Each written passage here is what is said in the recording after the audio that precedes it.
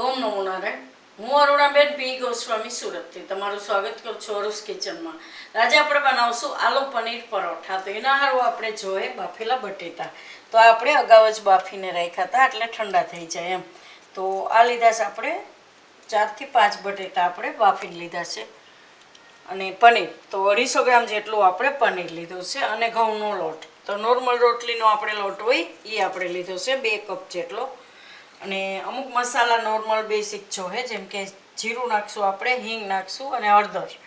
બસ બીજા મસાલા આપણે એમાં નહીં નાખીએ. અને તીખાસ માટે એમાં લીલા મરચાં વાપરશું, તો આપણે 4 મરચાં લીધા છે. તો તમે તમારી તીખાસ પ્રમાણે લઈ શકો એમ. થોડાક લીલા ધાણા લીધા છે અને કાળા તલ તો ઉપર આપણે લગાવશું એમાં પરોઠા બનાવવામાં.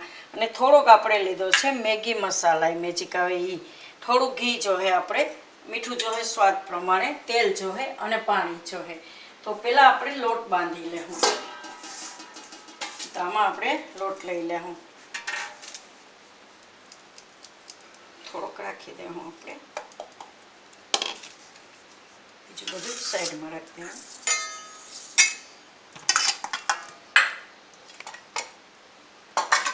આમાં આપણે થોડુંક મીઠું નાખીશું લોટમાં, બહુ ઝાઝું નહીં, થોડુંક અમથું.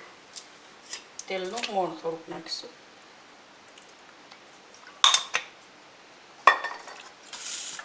હવે આ બધું મિક્સ કરી લેવું.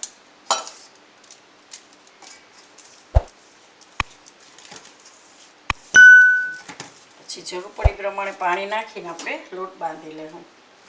એટલે બીજો મસાલો તૈયાર કરીએ ત્યાં આપણો લોટ સેટ થઈ જાય.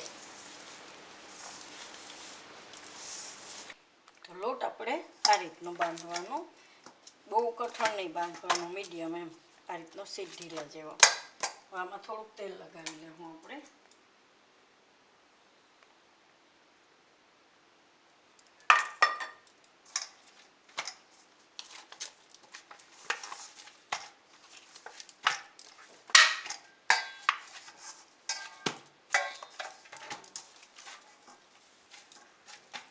અને આપણે ઢાંકીને રહેવા દેવું 10 મિનિટ જેવું. ત્યાં સુધીમાં બીજી તૈયારી કરશું આપણે. તો હવે આપણે આ બટેટા છે એને આપણે છૂંદો કરી લેવું. આ રીતે તમે છીણી શકો ને આ રીતે છૂંદોય કરી શકો.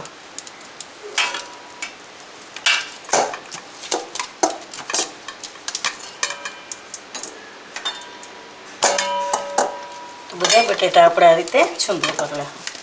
ને આ મરચાં છે એને આપણે ઝીણા સુધારી લેવું આ રીતે કરીને. એમાં તમે તમારા હિસાબે જે રીતે મરચાં નાખતા હોય એ રીતે નાખવાના. આ રીતના આપણે ટુકડા નાખીશું. તો બટેટા આપણે આ રીતે બધા છૂંદો કરી લીધો છે ને મરચાં સુધારી લીધા છે. તો હવે આપણે એક વઘાર કરશું. આમાં આપણે થોડું ઘી નાખીશું, થોડુંક અમથું, ખાલી અડધી ચમચી આટલો જ. એને ગરમ થવા દેવું. તો એ ગરમ થાય ત્યાં સુધીમાં આપણે મીઠું નાખી દેવું બટેટામાં, સ્વાદ પ્રમાણે. અને આ મસાલો નાખી દેવું મેગી વાળો.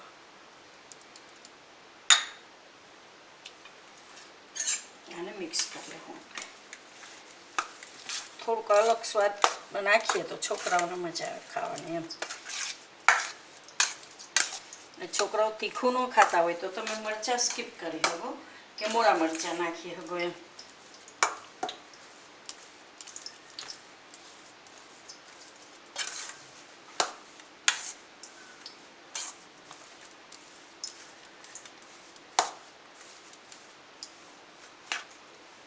આપણે આ ગરમ થઈ ગયું ઘી, એમાં નાખશું આપણે થોડુંક જીરું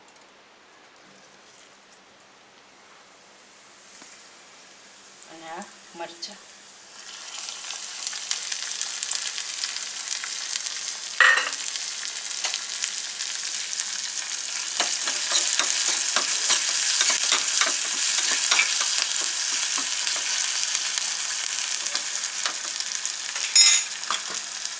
થોડીક નાખશું એમાં હિંગ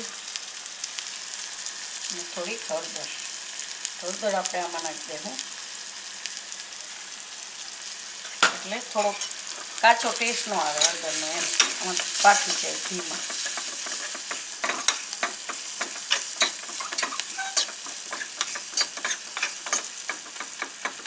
હવે બંધ કરી દઈશું ગેસને. આ બધું આપણે બટેટામાં નાખી દઈશું.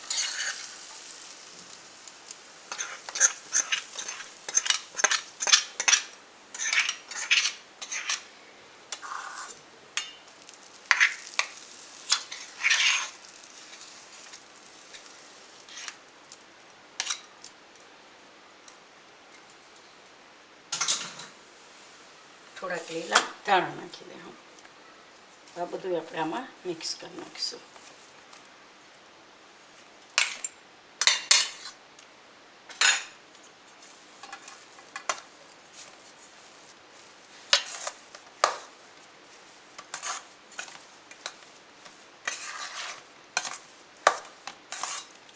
એકદમ ઘીની સરસ સુગંધ આવશે. આમાં આપણે હળદર નાખી, કાચો ટેસ્ટ નહીં આવે હળદરનો એમ.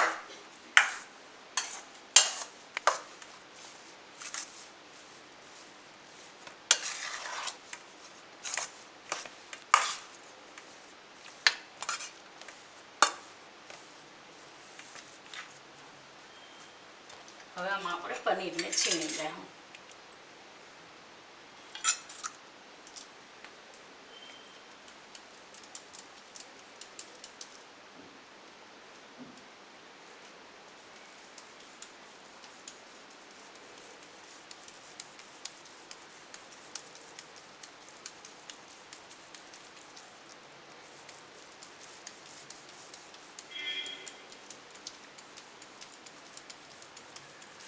બધું પનીર આ રીતે આપણે છીણી લેવું. તો પનીર આપણે એમાં છીણી લીધું, થોડુંક રાખી દીધું છે આપણે, થોડુંક વધારે લાગે છે એટલે. તો તમે તમારા હિસાબે પનીર વધારે ઓછું કરી શકો. તો આમાં આપણે થોડાક હજી ધાણા નાખી દઈશું લીલા, અને મિક્સ કરી લઈશું બધું. આમાં બટેટામાં પનીર આપણે આ રીતે મિક્સ કરી લઈશું.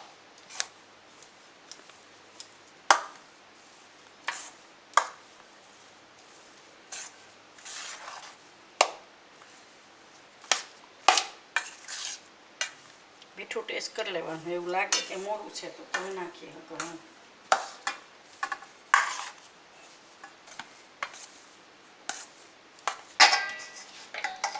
તો એકદમ અસલ લોટ થઈ ગયો છે. આમાંથી બનાવશું આપણે. તો પહેલાં ગેસ ચાલુ કરી દેવું એટલે તવી ગરમ થઈ જાય.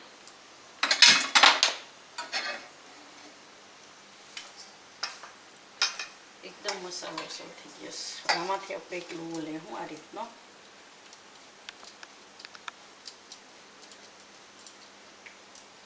થોડું ગોળ કરી લેવાનું આ રીતનું.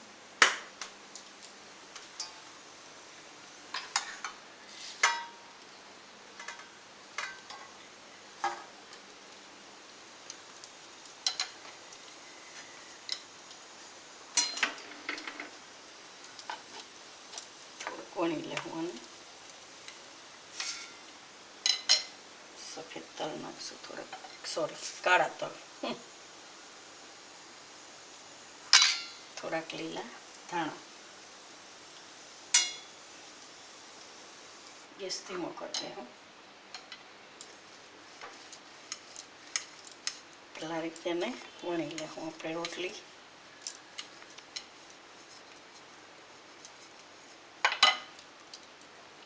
ફેરવી લે. આમાં આપણે મસાલો રાખીશું.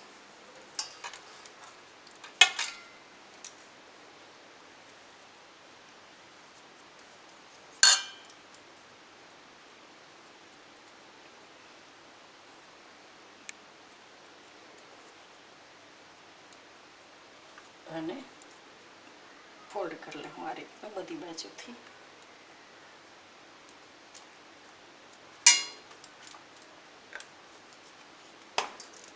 વધારાનો લોટ કાઢી નાખીશું.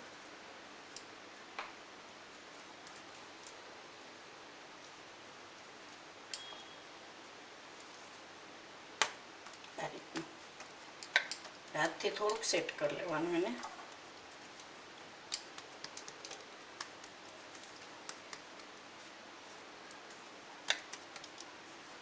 થોડોક લોટ લઈને એને વણી લઈશું આપણે.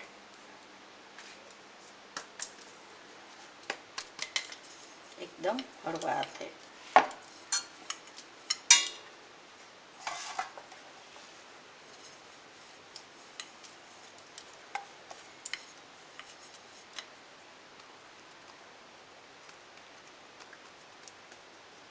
આ રીતના સેજ જાડા રાખવાના. મસાલો આપણે અંદર વધારે નાખ્યો હોય એટલે.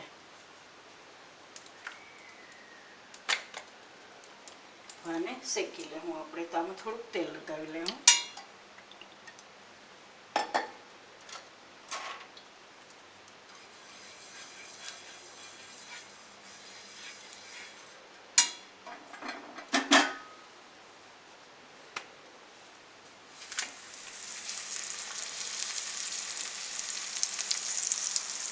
અને શેકી લેવું આપણે. નીચેથી થોડું શેકાઈ જાય પછી ફેરવી લેવું.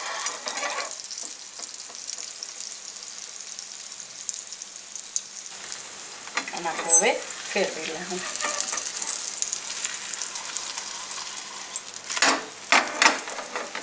બે બાજુ એને શેકી લેવું આપણે. મીડિયમ ગેસ રાખીને ત્યાં સુધીમાં બીજું વણી લઈએ.